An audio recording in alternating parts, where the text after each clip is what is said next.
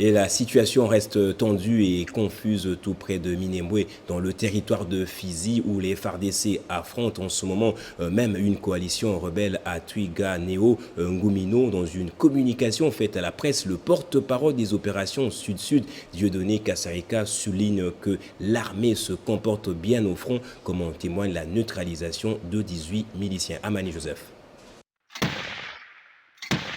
C'est depuis 4 jours que le FARDC ont entamé la riposte contre la coalition rebelle Makanika Twiganeo et Ngumino à Minembwe dans le territoire de Fizi. Il faut dire que les combats ont été d'une rare violence et le bilan est un peu plus lourd, soit un échec total de l'ennemi. 18 ont été tués, 48 blessés, 13 armes de type AK-47 abandonnées par ses ennemis de la paix ont été récupérées par le FARDC. Des retours de la zone de combat, Dieudonné Kassarika, porte-parole de l'armée congolaise au sud-sud, revient sur le comportement du FARDC sur la ligne de front. L'armée s'est défendue comme il faut. Elle a poursuivi l'ennemi jusqu'à l'heure où je vous parle. Les affrontements sont en cours.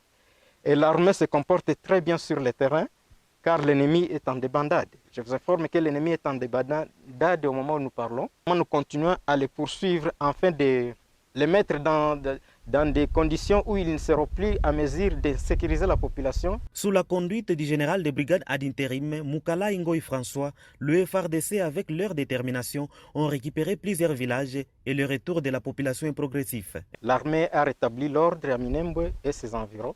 La population a commencé à revenir dans leurs maisons.